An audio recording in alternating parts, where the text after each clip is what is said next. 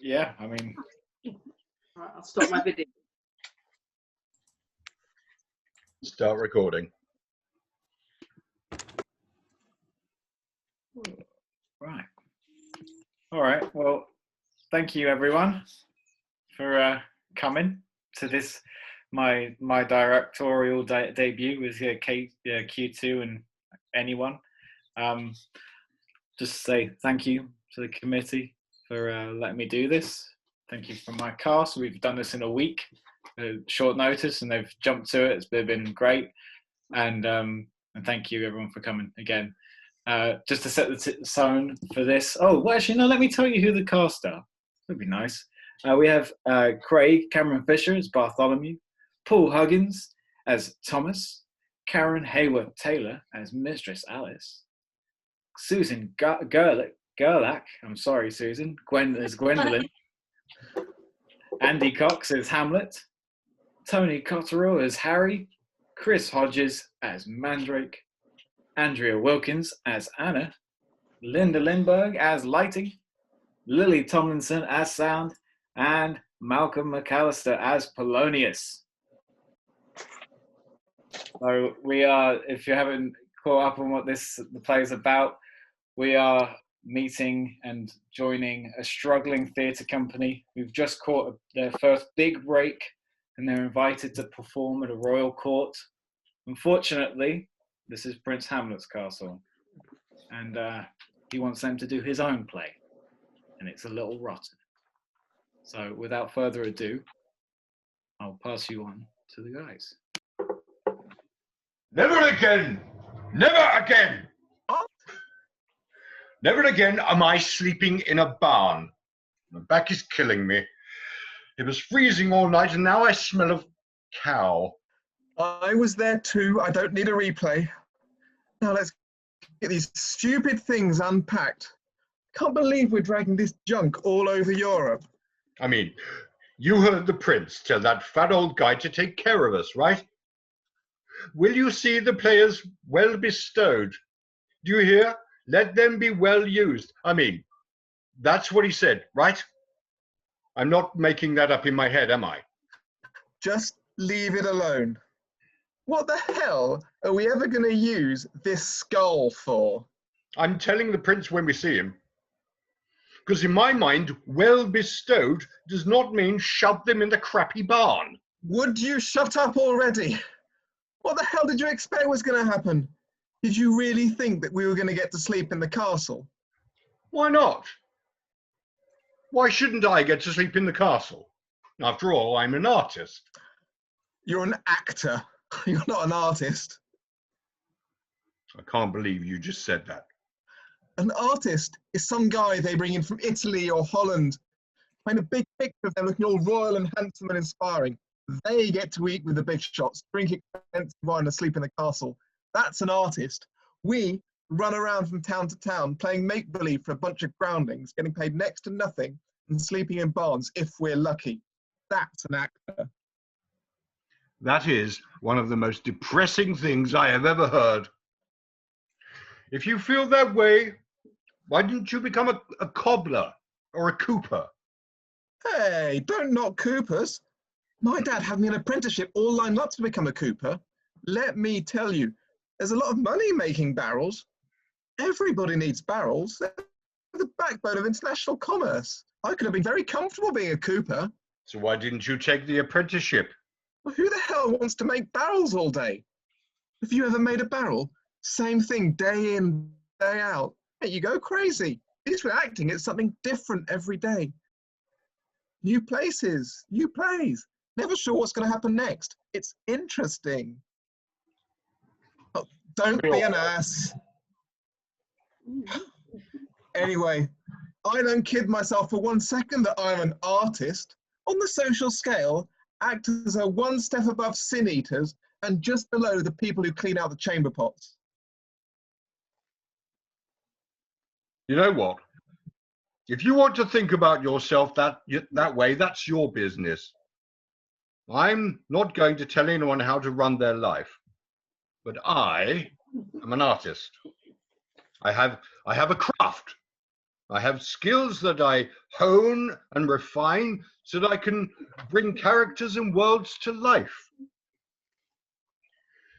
And that takes a lot more talent than sitting on your behind, holding a paintbrush and telling some fat aristocrat to hold still. Fine, whatever. You're an artist. You still slept in a barn last night, and you do smell like cow. Where's everybody else? We need to start rehearsing. Where did you two sleep? In the kitchen. Oh, well, that's just typical, isn't it? The men sleep in the cold, damp barn. The women get the nice, warm kitchen. Oh, it was just lovely. A hot, smoky room filled with a pile of rotten vegetables and 3-day-old venison. That's a hell of a lot better than the barn. What about it, Mistress Alice? How come the women got to sleep in the kitchen? I sleep where I'm told, same as you. But you're the company manager. It's your job to make sure that we're all treated equally. I don't need you to tell me my job. If you don't like it, you can remove yourself at any time. Perhaps I will. Perhaps I'll find myself a company with a man for a manager. It's not right to have to work for a woman. Listen here, you little weasel. If my idiot husband hadn't died from a sweating sickness, I wouldn't be home at my leisure. But all he left me was this miserable acting company. And until I can find myself a rich widower, this is all I've got. So, I repeat myself. If you don't like it, you can leave. England is in that direction. And if you start walking now, you'll be home in 5 months. Mistress, I meant no disrespect. No disrespect. You said it was beneath you to work for a woman. Well, he has a point. Women should be at home raising children. They certainly don't belong on a stage. You know what they say? No. Why don't you tell me what they say? Oh, just that actresses are no different than, women of the night. Did you just call me a strumpet? It's not what I say, it's what society says. But yes, he did. Why don't you come say that to my face? Enough. I don't need any more fighting. And by the way, if either of you men could play a believable woman, I wouldn't have to use a real one. What? I can play a woman. No, you just play a stereotype. That's not true. Go ahead. Do some Medea for me. Oh, great Themis and Lady Artemis, do you see what I suffer? For I bounded with mighty oaths that bedroom my husband. What's wrong with that? Oh, where is everybody? We have to rehearse. Why do we have to rehearse? We're doing the murder of Gonzago. We've done it 100 times. No, we were doing the murder of Gonzago. Now we're doing the mousetrap. What's that? Well, it's a play that the Prince wrote. It's a rip-off of the murder of Gonzago. Wait, who wrote this? The Prince. He gave it to Harry last night, and we've got to get it ready for the performance. It's about mice? No, it's just called The Mousetrap. What is it about? A king and his queen. Evil brother murders king. Queen marries evil brother. That's the murder of Gonzago.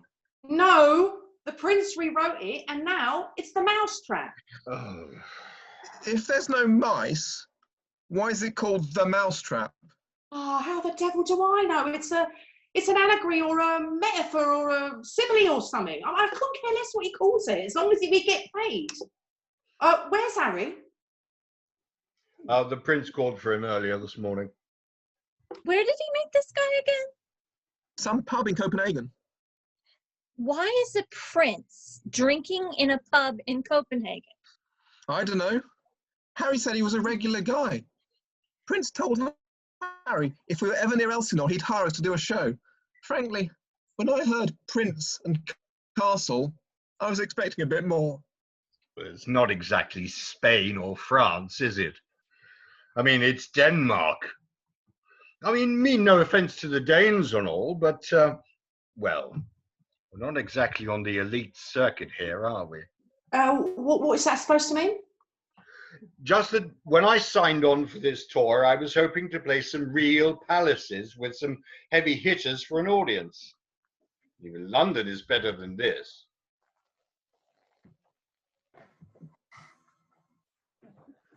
Speak the speech, I pray you, as I pronounced it to you, trippingly on the tongue.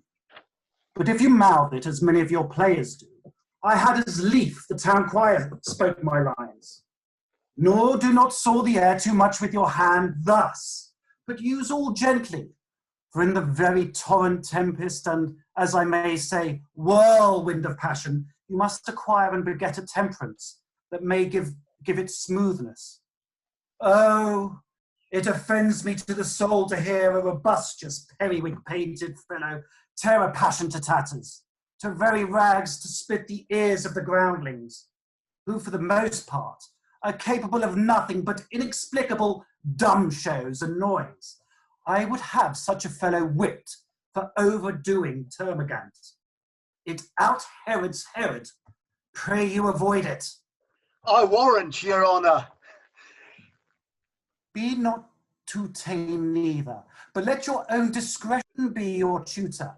Suit the action to the word to the action, with this special observance that you overstep not the modesty of nature, for anything so overdone is from the purpose of playing, whose end both at the first and now was and is to hold as 'twere the mirror up to nature, to show virtue her own feature, scorn her own image, and the very age and body of the time has form and pressure.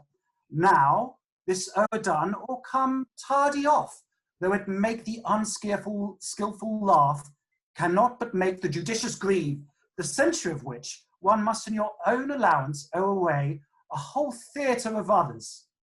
Oh, there be players that I have seen play and heard others praise, and that highly, not to speak it profanely, that neither having the accent of Christians, nor the gait of Christian pagan nor man, have so strutted and bellowed, that I have thought some of nature's journeymen had made men, and not made them well. They imitated humanity so abominably. I hope we have reformed that indifferently with us. Oh, reform it altogether, and let those that play your clown speak no more than is set down for them. For there be in them that will themselves laugh, to set on some quantity of barren spectators to laugh too, though in the meantime some necessary question of the play be then considered. That's villainous. Shows a most pitiful ambition in the fool that uses it. Go, make you ready.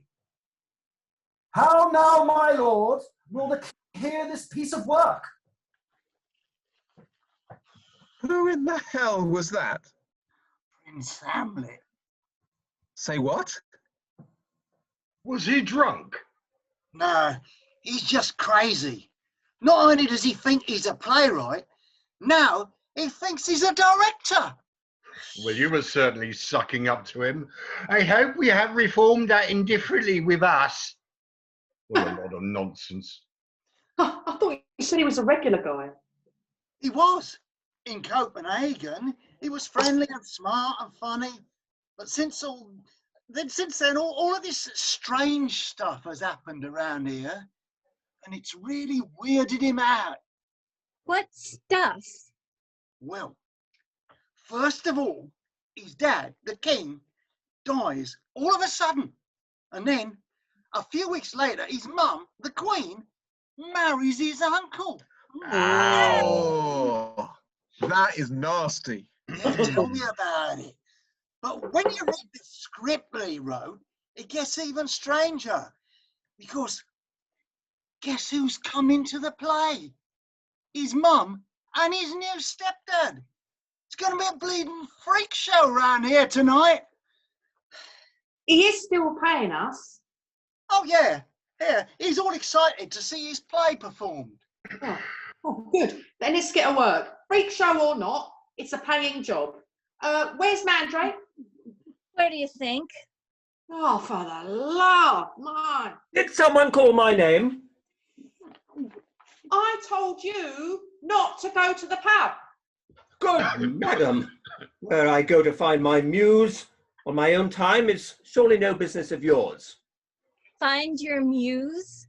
Is that what they call getting drunk now? I would hardly expect you to understand the creative process. You want to say that to my face? Have you guys read this? He may be a prince, but he stinks as a writer. Full 30 times hath Phoebus's cart gone round Neptune's salt wash, and Tellus's orbs round. Who the hell talks like that? And why isn't it in Danish? What? Why isn't it in Danish? We're in Denmark. The guy is the Prince of Denmark. How come he wrote it in English? Who cares? He pays. You play. Mandrake, start directing. I was thinking that we should place the setting of the play in the final days of Rome. Everyone in togas and Roman legion uniforms. The sense of moral decay as the Huns and Vandals close in on the city. The magnificent glory of the once proud empire crashing down around them. No. What do you mean, no? I mean, no is in no. We're not doing that. We are putting on a play in the setting and time period that the playwright wrote it in. We are honouring the playwright's intent. Well, who cares about the playwright's intent? I want to wear a toga and carry a spear. That will be amazing. Well, forget it. Putting it in Roman times isn't going to make it any better, and it's going to cost me a lot more money.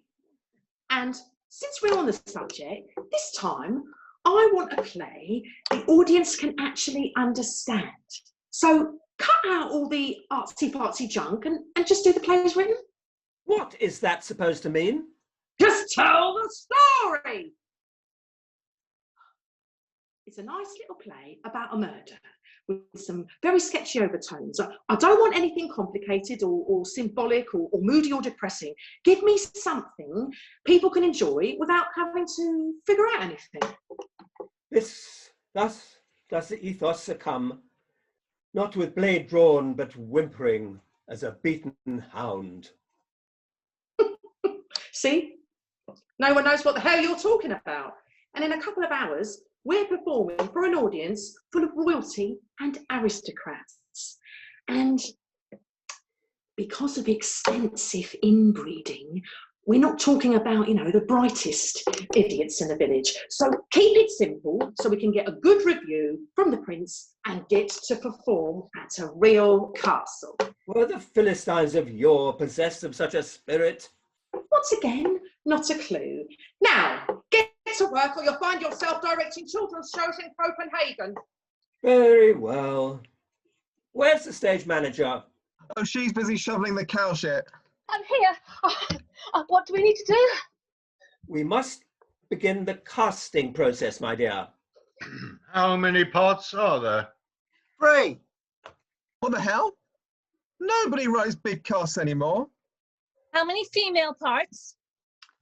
1. Well, there's a big surprise. More parts for guys than girls. That is so typical. Oh, don't worry, Gwendolyn. I'm sure that women will have full equality with men in about 300 years. Yes, by 1816, all your problems will be solved. Please, people, let's stay focused. Now, as for the lead role, the usurper uncle who murders his brother and takes his wife. That's my part. What? Well, I got us this job. I'm the one who sat up all night drinking with a prince who, by the way, did not pay for a single round. So I'm playing the lead. I thought we had a merit-based company. No special treatment. Well, we have a new policy.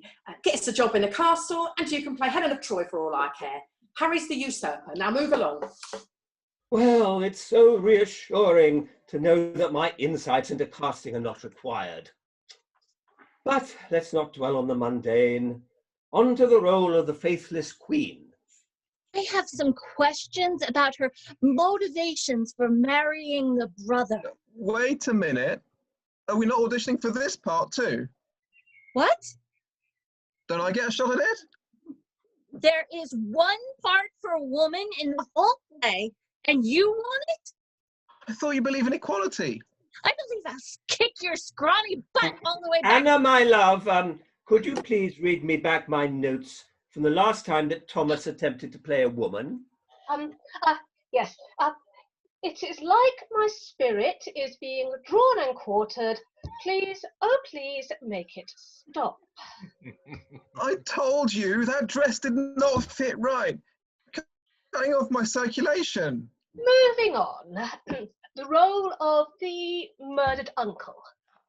Bartholomew and Thomas, it is up to one of you to play the tragic king who is murdered. Shall we see your audition? Do you want to go first? No. Why don't you go first and I shall follow? Oh no, I always go first. You go first and then I shall follow. I need time to get into character. What about me? Maybe I need time to get into character. What's so funny? Nothing. You want to say something about my acting? Not really, no. You miserable little prima donna. Gentlemen, please. Can we focus on what is important to this? Mandrake. Anna, I am trying to work here. Yes, I know. I'm so sorry to interrupt, but I just thought you should know that we only have 2 royal costumes left. One only fits Harry and the other only fits Bartholomew. You cannot be serious. Really sorry, Mandrake. Oh, that's just sensational. Well, congratulations, Bartholomew. Seeing as talent is no longer required in this company, as long as one fits into the costume, you shall play the tragic murdered king. What? This is such a load of crap. Now, Thomas, there are no small actors. No, there are no small parts, only small actors. I don't have a small part. I don't have any part. Nonsense. Thomas, Anna dearest, is that stagehand still in the stocks? Yes, Mandrake. It's there until Tuesday. Well then, you see, Thomas, you shall be responsible for moving the field of flowers on and off stage. Now, I need not tell one as experienced as you just how important that role is to the success of the production. So I'm lousy running crew. Are you saying that you are better than the crew? No, of course not.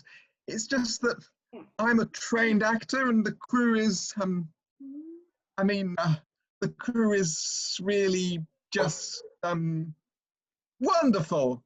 Well spoken. Now we have our cast. Let us proceed with the rehearsal. This is people. The Mousetrap. Page 1, Act 1, Scene 1, The Dumb Show. Oh, no. Why are we doing a dumb show? The prince even said in his big speech that dumb shows are dumb. That's funny. They're just for the groundlings, and since this is a royal performance, there won't be any groundlings. So we can just cut the dumb show. He wrote a dumb show, he gets a dumb show. But the dumb show is nothing but a giant spoiler. Why watch the rest of the performance when you already know what's going to happen? That is the mystery of great art. Now shut up and get to work. Let's talk lighting. Lighting! Sup? I was wondering what concepts for lighting you have in mind. Well, we inside or outside? We are performing in the great hall of the Castle Elsinore. So inside, right. Well, our best lighting choice would be fire. Is that it? Yeah. You got your candle fire or your torch fire? Which one do you want? Torches add an eerie quality to the scene, but well, they get so smoky. Yes. Candles are calming and gentle, but rather dim. What would you suggest? I'd suggest using candles or torches. Thank you for your insight. Candles it is then. Now for sound. Sound! With the size of the Great Hall, I'm concerned about the acoustics. What can we do about amplification? Sail line. Okay. Bear with me a second. I'll find the page in the script.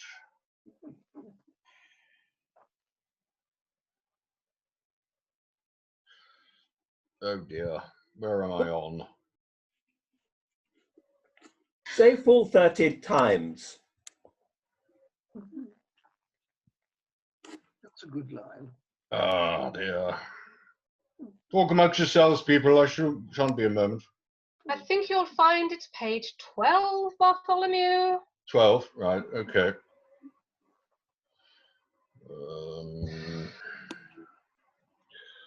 La la la la la la la la la.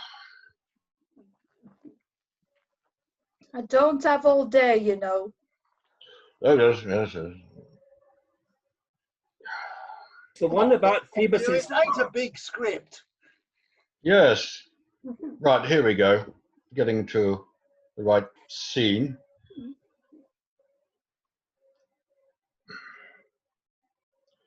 Oh, God. Full 30 times. Perhaps Thomas could say it. Full 30 times hath Phoebus' cart gone round Neptune's salt wash and Tellus' orbits round. Say it louder. Full 30 times hath Phoebus' cart gone round Neptune's salt wash and Tellus' orb round. Right. Anything else? Well, in regards to music, I thought a lute would be lovely.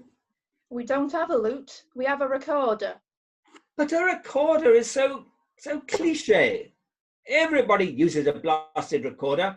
A lute would be something new and exciting. We don't have a lute. We have a recorder. I could have someone hit some sticks together. Hit some sticks together? Oh, that's just brilliant. So much better than the dulcet tone of a lute. Oh, why didn't I think of that before? So you want us to use the sticks? No! No, just use the stupid recorder and tell that buffoon that I do not want to hear hot cross buns again. Can we please begin? Places, people. Right. The Mousetrap. Page 1, Act 1, Scene 1, The Dumb Show. Enter a king and queen into a field of flowers. No flowers. Thomas! What? Where's the field of flowers? You're supposed to bring in the field of flowers. Where does it say that? In the stage directions? But the guy didn't write any stage directions. They're implied. Well, he can imply my... Just bring on the field of flowers! Fine.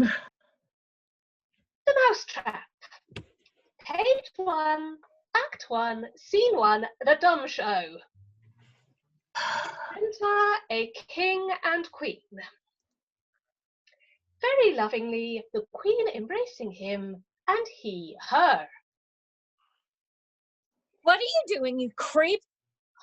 I was going to kiss you. There is nothing in there about kissing. The stage directions say that we are to embrace. Nothing about kissing. It's All implied. You can imply my ass. People, we are off track. I am not kissing him. Not after what happened last time.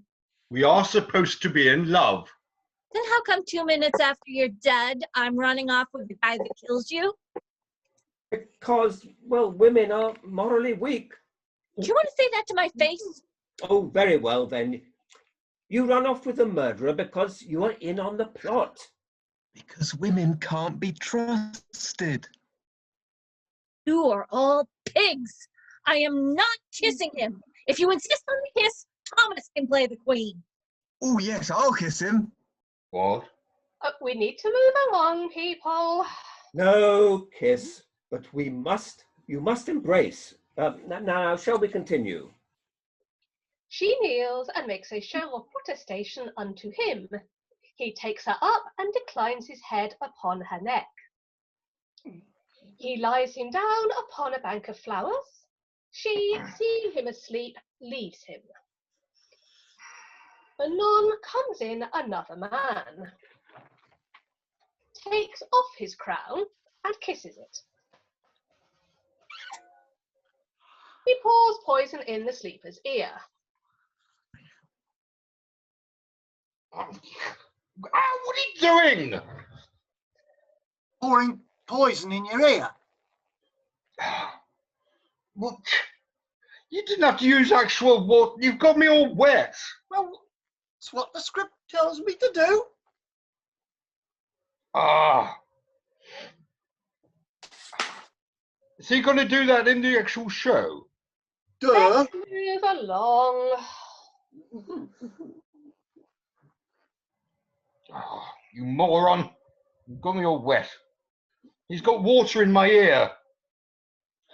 Duh. We are not moving along until that idiot stops pouring water on me. I have to poison you. That's the key plot point. Just pretend to poison me. Mime it. Mime it? Oh, that is so fake. No one's going to buy that. They want to see the poison. They can see it in their imagination. Things should be as realistic as possible on the stage. Realistic? Have you seen those stupid flowers? Who exactly do you think we're fooling? Fooling? We're not trying to fool people. We try to immerse them in a world they've never seen before so we can show them the human condition. And everything that detracts from that world we create distances us from the audience. Like pretending to pour poison instead of actually pouring poison. Whoa, wait a minute. Did you pour real poison in my ear? No, you moron! It's water! Mandrake, what do you want to do? Well, there are good arguments on both sides. If one were to only be literal in the interpretation of the text, then you limit the ability to create a fantastical world in which the imagination can... Hey. Here's how you decide. I don't want a bunch of water stains on those costumes. Mistress Alice, which I grant that you own this company, I must insist that in matters of artistic significance... If he stains that costume, you'll have to take it down to the creek tonight and wash it out on the rocks. Oh, we'll be mining the poison poor. Thank you for your thoughts, Harry. And back to the mining of the poison. Hold! Bartholomew, why aren't you dying? Well, he has to pour the poison in my ear first. I did. Well, how am I supposed to know? My eyes are closed. And this is why we should use real water. Oh, just give him some sort of physical cue when you pour the poison. Like what? Oh, for heaven's sake, just touch him with your foot or something.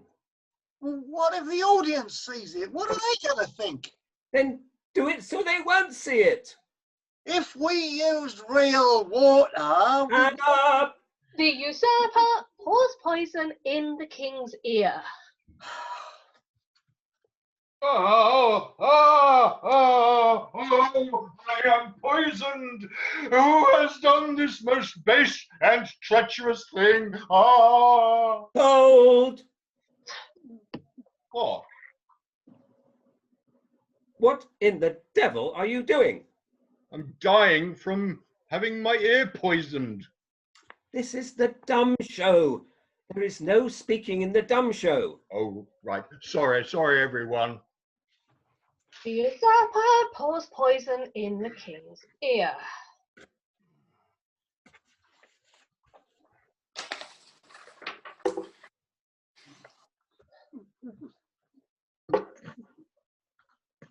Hold! Hold!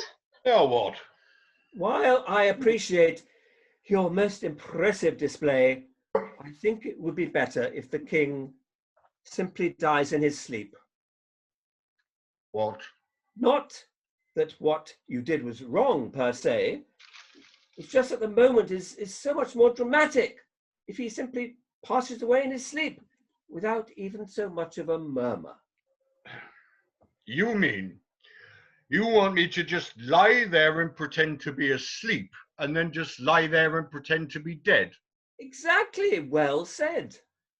Well, if you think that You're dead. Moving on. The queen returns, finds the king dead. She makes passionate action. Hey, what? She makes passionate action. What does that mean? Means that you have just discovered that your husband is dead. I know that part. I just don't get what passionate action means. Use your imagination. I imagine it's a stupid piece of writing. Where the text fails us, the artist must provide the insight. How do you see your character reacting to the sudden and unexpected death of your lover? Beloved. I don't know. Well, perhaps we can use some memories to help us along. Have you yourself ever experienced any loss? My whole family was wiped out in the Black Plague. Good! Well, I don't mean good that your family expired. I mean good in the sense that you can use those emotions from your real life experiences in your performance. What, for example, happened when your family was wiped out? They boarded me up inside of my house for 3 weeks until they were sure I wasn't going to infect everyone in the village. And how did that make you feel? What? How do you think it made me feel? I felt awful. Excellent. Now expand on that. Look, I really don't want to do all of this emotional garbage. Can you just please tell me what you want me to do? Emotional garbage? Emotional garbage? There is no more important... Nothing is happening. Just tell her what to do. Why don't you try looking sad? Right. The poisoner, with some 3 or 4, come in again, seem to condole with her. Hold! Hold! Where are the 3 and 4? What 3 or 4? You think I'm paying 4 actors so they could just walk in and carry off a body? Oh, forget it. What would you suggest doing with the body then? I suggest you figure out something to do that doesn't cost any money. Oh, I really can't work this way. I mean, what's the point? What's the bloody point? Anna, would you like to direct the play? Anna, please call Thomas. Thomas! Thomas, my boy, please be good enough to accompany Harry on stage and remove the king's body. I'm going to carry all by Just myself. do it! The poisoner, with some 3 or 1, come in again, seem to condole with her. The dead body is carried away. The poisoner woos the queen with gifts. She seems harsh a while, but in the end accepts his love. Hey! Watch the hands, buddy. Oh, must we go through all this again? Script makes no sense. If I'm in on the plot, I wouldn't be crying when I'm by myself. If I'm not in on the plot, why would I go from sad to making out with the brother right after they dragged my husband's body away? This guy may be a great prince, but he sucks as a playwright. Well, perhaps he's out to make some larger point. Like the point he can't write for Good topics. tragedians! My Lord Hamlet bids me to bid you to make haste. Say what? My Lord Hamlet says you are to make haste, as the performance is anon. Anon? What are you talking about? We just started rehearsing. Did not my good lord give you the script last eve? One copy? I was up all night writing out more copies. And then we had to sleep in a barn. Alas and alack, I fear my Lord Hamlet will insist on the performance now. He seems more intent upon it. All of the court shall be attending. Do you know, I myself once played on the stage in the university and was accounted a good actor. Just shoot me! I did enact Julius Caesar. I was killed in the Capitol. Brutus killed me. Yeah. Real sorry we missed it. 'Twas quite remarkable, if I do say so myself. And now make you haste, for their majesties approacheth. Wait, we need more time. What are we going to do now? We're screwed. We are so screwed. Now, calm yourselves. It is at times like these that we come together as a company and make magic on stage. Oh, shut up. That's easy for you to say. You'll be sitting in the back, in the dark, and no one will know who the hell you are.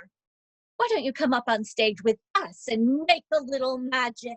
Listen, we need this job and the money, and we're not going to ruin it. Now, these scripts, they all sound the same anyway. It's just a bunch of kings and queens and princes and a few assorted commoners tossed in for cheap laughs. All you need to do is throw in lines from every other play we've ever done, sprinkle in lots of these and thous, and no one will know the difference. No. What about the prince? He's the playwright. Screw the playwright. He's lucky we're even doing this stupid play. Now let's get out there and make some money. Hannah, fetch the costumes. Where are they? Isn't that your job to know? No, not actually. But yeah, yes, Mandrake. I'm so sorry. I'll go and find them. All right, people, let us prepare. Positive energy words. Applause. Spirit. Equality. Mattress. Yellow butter, purple jelly, red jam, black bread. Bread it thick, say it quick. Yellow butter, purple jelly, red jam, black bread. Spread it thicker, say it quicker. Yellow butter, purple jelly, red jam, black bread. Don't keep your mouth full. Please grant us a good show. Yay! Break a leg. Good luck, everyone. Break a leg. Places, please. Break a leg, people.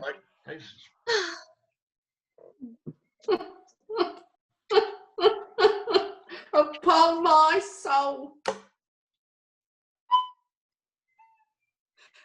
This will be the worst performance in the history of theatre.